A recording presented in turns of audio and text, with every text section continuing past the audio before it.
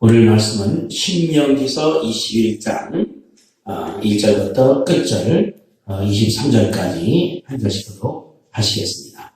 신명기 21장 1절 새로운 말씀은 우리가 읽고 공부하는 시간이기 때문에 한 절씩 차근차근하게 읽어봅시다. 내 하나님 여호와께서 내게 주어 차지하게 한 땅에서 피살된 시체가 들에 엎드러진 것을 발견하고 그 처 죽인 자가 누구인지 알지 못하거든. 너희 장로들과 재판장들은 나가서 그 피살된 곳이 사방에 있는 성읍의 원근을 잴 것이요. 그 피살된 곳에서 제일 가까운 성읍의 장로들이 그 성읍에서 아직 부리지 아니하고 멍에를 매지 아니한 암송아지를 취하여 성읍의 장로들이 물이 항상 흐르고 갈지도 않고 씨를 뿌린 일도 없는 골짜기로 그 송아지를 끌고 가서 그 골짜기에서 그 송아지의 목을 꺾을 것이요. 레위 자손 제사장들도 그리로 갈지니 그들은 네 하나님 여호와께서 택하사 자기를 섬기게 하시며 또 여호와 이름으로 축복하게 하신 자들아 모든 소송과 모든 투쟁이 그들의 말대로 판결될 것입니다. 그 피살된 곳에서 제일 가까운 성읍의 모든 장로들은 그 골짜기에서 목을 꺾은 암송아지 위에 손을 씻으며 말하기를 우리의 손이 이 피를 흘리지 아니하였고 우리의 눈이 이것을 보지도 못하였나이다. 여호와께서 주께서 속량하신 주의 백성 이스라엘을 사하시고 무죄한 피를 주의 백성 이스라엘 중에 머물러 두지 마옵소서 하면 그 피 흘린 죄가 사함을 받으리니 너는 이와 같이 여호와께서 보시기에 정직한 일을 행하여 무죄한 자의 피 흘린 죄를 너 중에서 제할지니라. 네가 나가서 적군과 싸울 때 내 하나님 여호와께서 그들을 내 손에 넘기심으로 내가 그들을 사로잡은 후에 네가 만일 그 포로 중에 아리따운 여자를 보고 그에게 연연하여 아내를 삼고자 하거든 그를 네 집으로 데려갈 것이요 그는 그 머리를 밀고 손톱을 베고 또 포로의 의복을 벗고 네 집에 살며 그 부모를 위하여 한 달 동안 애국한 후에 네가 그에게로 들어가서 그의 남편이 되고 그는 네 아내가 될 것이요. 그 후에 내가 그를 기뻐하지 아니하거든 그의 마음대로 가게 하고 결코 돈을 받고 팔지 말지라 내가 그를 엿보신즉 종으로 여기지 말지니라. 어떤 사람이 두 아내를 두었는데 하나는 사랑을 받고 하나는 미움을 받다가 그 사랑을 받는 자와 미움 받는 자가 둘 다 아들을 낳았다 하자. 그 미움을 받는 자의 아들이 장자이면 자기의 소유를 그의 아들들에게 기업으로 나누는 날에 그 사랑을 받는 자의 아들을 장자로 삼아 참 장자 곧 미움을 받는 자의 아들보다 앞세우지 말고 반드시 그 미움을 받는 자의 아들을 장자로 인정하여 자기의 소유에서 그에게 두 몫을 줄 것이니 이는 자기의 기력의 시작이라 장자의 권리가 그에게 있으리니라. 사람에게 완악하고 패역한 아들이 있어 그의 아버지의 말이나 그 어머니의 말을 순종하지 아니하고 부모가 징계하여도 순종하지 아니하거든.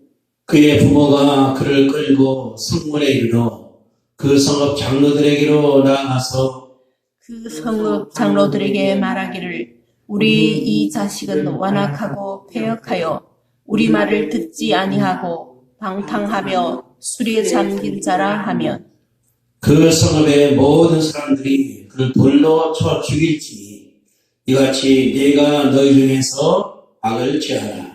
그리하면 온 이스라엘이 듣고 두려워하리라. 사람이 만일 죽을 죄를 범함으로 내가 그를 죽여 나무 위에 달거든 그 시체를 나무 위에 밤새도록 두지 말고 그날에 장사하여 네 하나님 여호와께서 내게 기업으로 주시는 땅을 더럽히지 말라. 나무에 달린 자는 하나님께 저주를 받았음이니라. 아멘.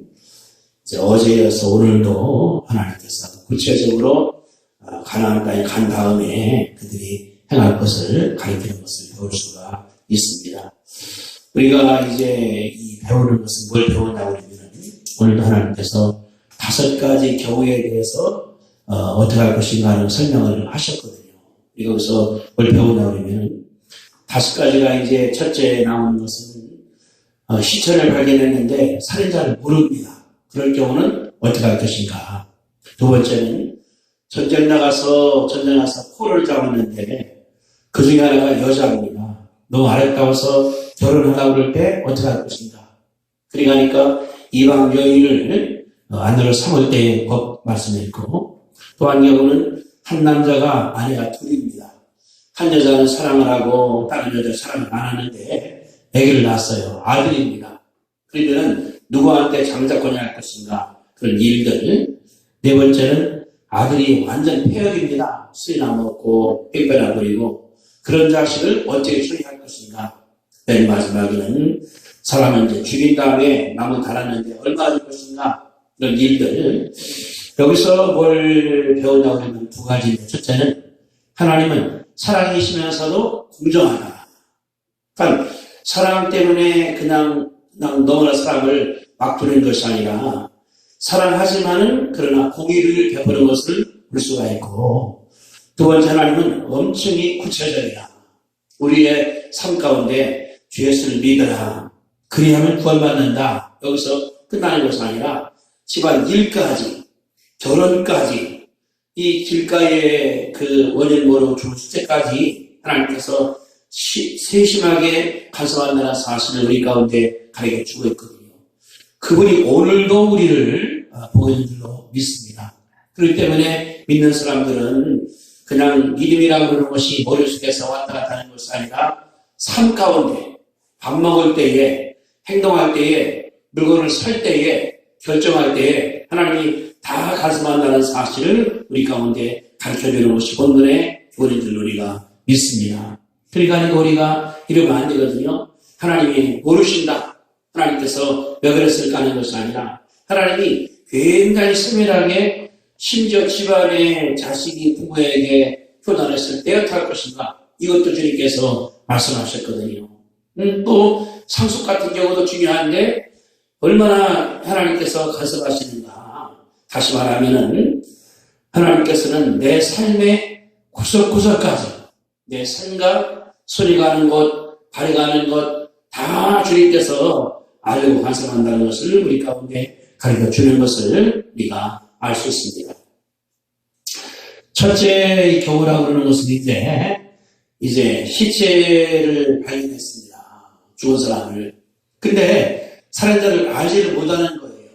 그럴 때는 어떻게 할 것인가 하나님께서 말씀했으니까 아주리가 그 학교에서 이제 살해물을 가르쳐 주거든요. 그러면은 여러 사람들이 문제가 다 있습니다. 그러면은 그 문제를 어떻게 해결하는 옳은 것인가 하는 지침을 본문이 가르친다고 볼 수가 있거든요. 그래서 첫째는 이제 살인자가 이제 살해당한 사람이 있는데 아무도 모릅니다.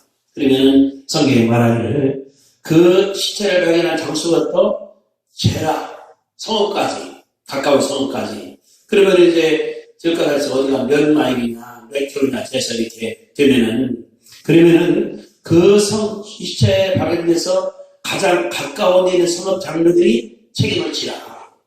왜냐하면 대충 뭘 열어놨습니까?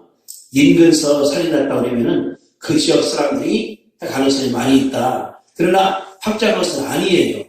그런데 여기 3절에 보니까 피살된 곳에 제일 가까운 성읍 장로들이 이제 일을 감당을 하라. 그러니까 성읍이 이제 여럿이라고 그러면은 만난 다음에 가까우니까 당신이 가라. 그러면은 장로들이 일을 하겠죠. 장로를 뭐냐 그러면은 연장자 또는 현자, 지식인, 재판관. 그러니까 그 지역사회에서 존경을 받기 때문에 하는 사람들이니까 그들이 맡아서 관리를 하는 것을 볼 수가 있거든요. 그들이 말하기를 그랬습니다. 그러면은 그 성읍에서 어린 암송아지, 멍에를 매지 않은 암송아지, 그러니까 흠도 없고 좁도 없는 암송아지를 갖다가 이제 일도 안 해본 거예요. 여기 사전에 보니까 이제 그 끌고 간 다음에 어디로 가냐 그러면은 산속으로 가는 거예요.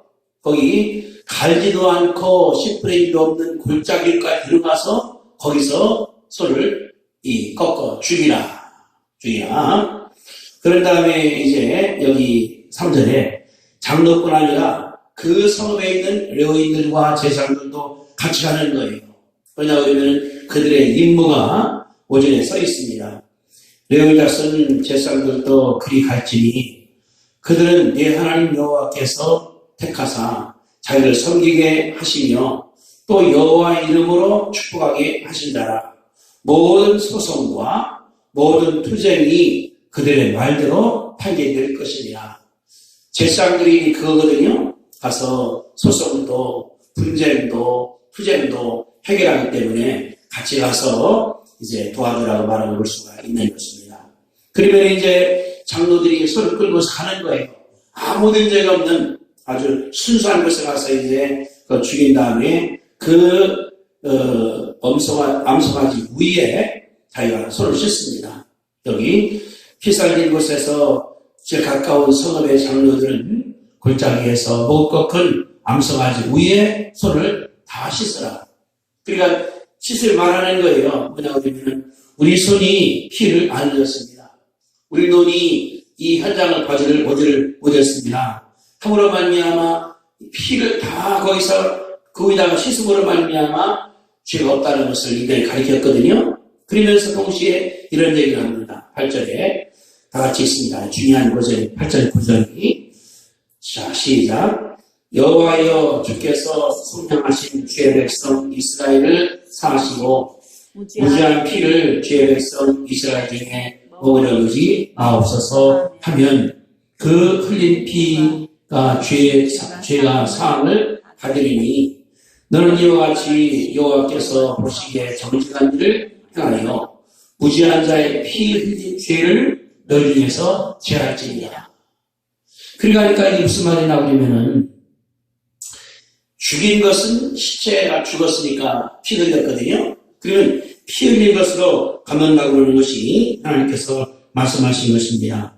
창세기 6장 9장 6절에 보니까 다른 사람의 피를 흘리면 그 사람의 피를 흘릴 것이니 이는 하나님이 자기 형상대로 사람을 지었습니다.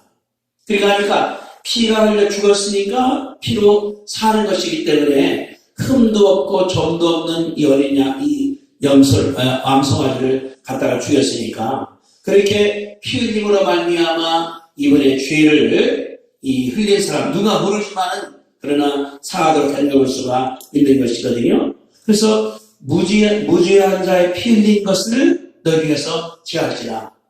이 피해자가 몰라요 어떻게 죽었는가, 뭐 때문에. 그러나 이 죽었기 때문에 피 흘린 것을 닦음으로 말미암아 이스라엘에서 죄가 사함받았다는 사실을 우리 가운데 가르쳐주고 있는 것이거든요. 그러니까 뭐냐 그러면은 피가 흘려야만이 사함받는다. 그래서 히브리서 9장 21절에 그랬거든요. 피가 없은즉 사함이 없다. 이 말은 뭐냐 그러면은 여기 나오는 이 말도 어린 양이 아니라 없어지만은 우리 예수님께서 피 흘림으로 말미암아 우리 죄를 대신해서 대속한 사실을 가르친다고 볼 수가 있는 것입니다. 그러니까 염소가 아니라 이 송아지피를 흘려서 죄를 사함으로 말미암아 이스라엘에서 이런 범죄들이 없게 하나님께서 역사했다는 것을 우리 가운데 가르쳐 주고 있는 것들이거든요. 둘째 나오는 것은 무슨 얘기 나오냐면 전쟁 나갔습니다. 전쟁이 가나안 정복이 아니에요. 가나안 땅에 들어간 다음에 훗날 다른 데 전쟁을 가게 만들어가는 거거든요. 그래서 가서 싸우다가 이제 그곳에서 여인을 포로로 잡아왔습니다. 이 이스라엘 하나님께서 말씀할 때 전쟁을 할 때에 처음에 가서는 화친절을 내서라. 안 되면은 전쟁을 하라. 그때 남자만 다 죽인 다음에 여자나 어린아이는 죽이지 말라 말씀하신 것처럼 여기 나오는 이 전쟁이라는 것은 이 가나안이 아니라 먼 나라까지 가서 했다는 것을 가르쳐 주거든요. 왜냐하면 그러면은 성경이 말하기를 하나님께서 민수기 앞장에 말하는 때에 이 가나안 여인들은 절대 결혼 못하게 만들었습니다. 내 아들을 그 여인에서 데려다가 며느리 삼지 말고 딸들은 그들에게 주지 말라. 왜? 가나안은 범죄한 족속이기 때문에 다 없애라고 하나님께서 말씀했거든요. 진멸하라. 그러니까 가나안이 이때가 됐을 때는 죄가 아주 그냥 연그렀을 때입니다. 심판을 받을 때입니다. 그래서 모든 의식이나 또는 이 우상 숭배나 다 부패하기 때문에 하나님께서는 완전하게 없애라고 그랬는데 여기 나오는 이 여인은 그것이 아니라 먼 데 가서 잡아온 여인이기 때문에 이방 여인입니다. 그래서 결혼하려고 그러면은 의식이 있거든요. 2절에 보니까 11절에 보니까 머리를 밀고 손톱을 깎으라. 무슨 말이냐고 하면은 구습을 버리는 거예요.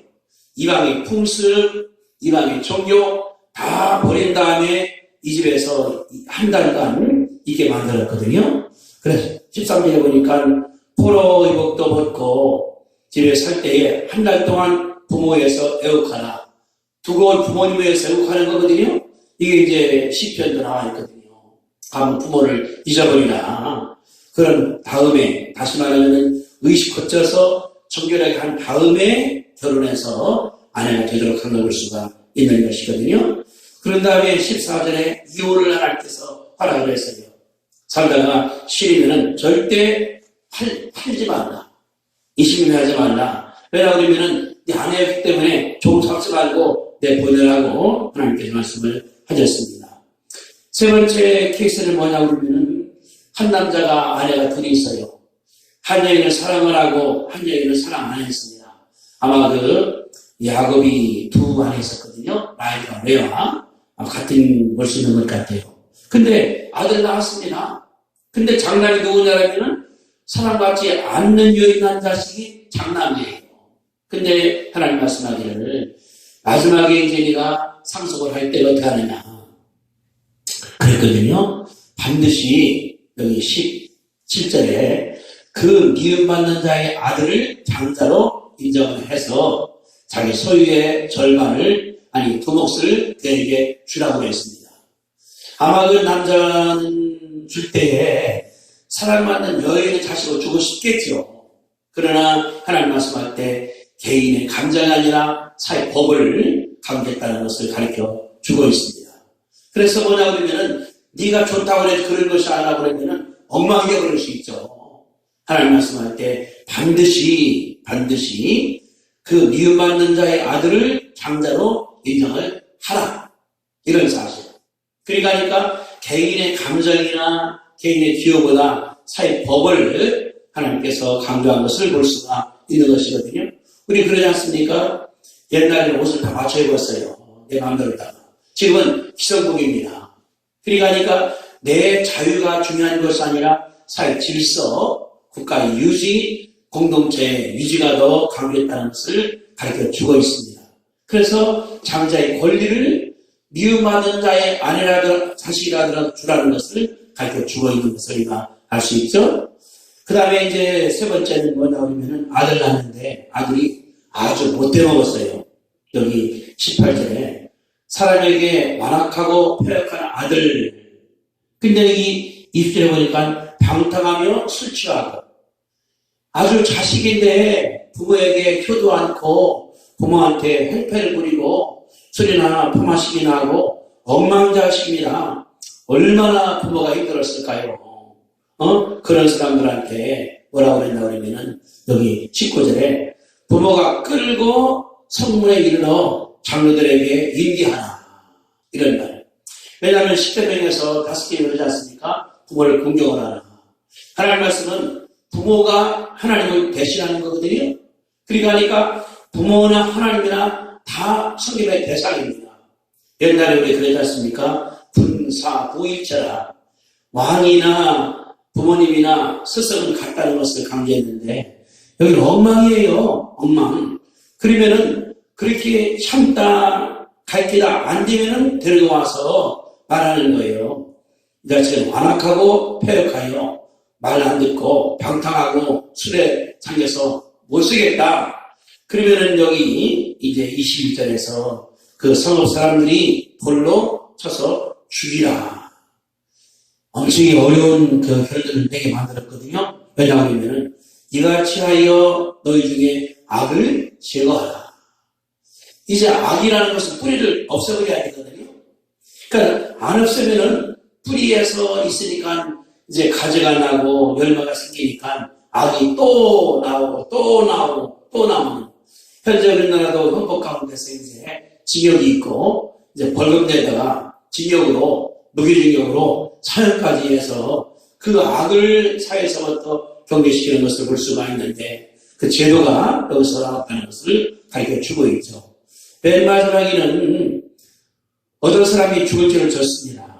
죽여서 나무다가 달을 올려놔 버렸어요.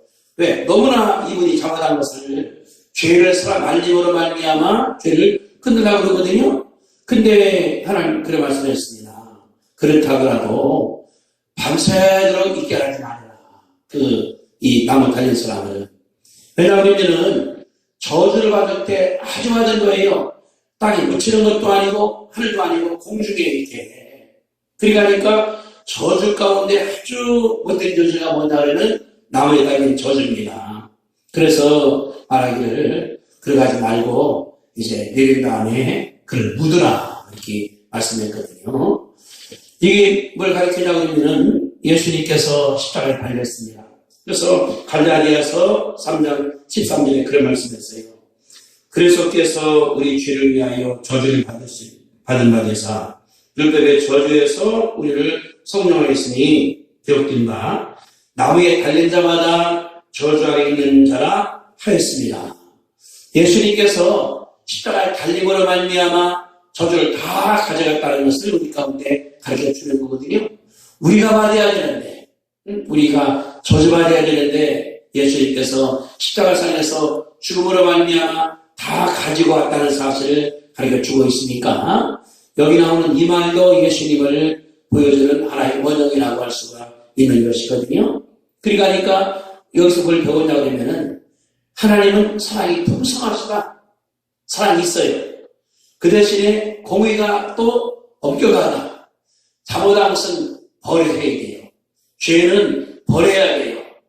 여기 자식이 말 안 듣는다고 데려다가 죽여도 뭐냐고 하면은 부모가 사랑합니다. 그러나 사랑이 공이 없으면은 아무런 힘도 없어지게 버리게 돼요. 그러나 사랑의 공의가 첨가되기 때문에 사랑도 있고 공의도 있고 하나님의 의와 사랑이 함께했다는 사실 가운데 가르쳐 주고 있으니까 우리가 뭐냐고 하면은 사랑을 줄 때는 그냥 쭉 늘어져 버리게 돼요. 엉망이 되버려요. 그러나 공의가 들어갈 때에 질서가 있고 사랑이 사랑답게 나오는 것을 볼 수가 있는 것을 알 수 있고 두 번째는 하나님은 굉장히 섬세하시다. 구석구석까지 우리가 생각 못하는 것까지도 하시는 거거든요. 이제 아들 둘인데 사랑받는 자가 난 아들하고 사랑받지 않는 자가 아들이 있다. 이런 것도 주님께서 뭐냐고 하면은 감정에 치우치지 말라. 개인의 생각보다는 사회적인 규범, 사회를 지켜나가는 공동체에 맞추라고 하는 것을 말씀하셨기 때문에 우리가 생활할 때 어려워도 하나님께 여쭤보는 아주 구체적으로 이것도 여쭤보고 저것도 여쭤보는 것이 옳다는 것을 가르쳐 주고 있거든요. 우리 새벽 기도는 설교라는 건 나는 공부하는 시간이기 때문에 매일 보는 거예요. 오늘 본 그 읽은 말씀, 또 내일도, 모레도. 그러면은 전체 성경이 이런 식이기 때문에 나의 삶 가운데 내가 대인관계에서, 대물관계에서 결정을 할 때에, 내가 뭘 할 때에 다 가르쳐 주기 때문에 여기에서 우리 지침을 바를 수 있다고 생각이 되어지거든요. 그렇게 사시게 되기를 주님의 이름으로 축복하고 하루도 믿음으로 승리하시게 되기를 주님의 이름으로 축복드립니다. 기도하겠습니다. 거룩하신 주님, 하나님께서 우리 삶에 구체적으로 일일이 간섭하시는 것으로 인해서 하나님 아버지 감사합니다. 오늘도 주님께서 다섯 경우의 사람의 삶을 간섭하시는 것을 배웠사오니 하나님 아버지 감사합니다. 우리가 오늘도 생활합니다. 가정에 있고 직장에 나가고 밖에 나가 사람들 만날 때에 하나님께서 함께 하사 우리의 모든 행동과 언행 나오는 모든 것들이 하나님 말씀에 합당하도록 주님께서 축복하여 주시옵소서. 성도를 다 힘으로 말미암아 한 명도 아프지 않게 하시고 병 가운데 고생하지 않게 하시고 더욱이 코로나 이 전염병 가운데 감염이 않도록 하나님께서 지켜주시고 보호하여 주실 줄로 믿습니다. 홀로 영광받아 주시옵소서. 예수님의 이름으로 감사하며 기도드리옵나이다. 아멘.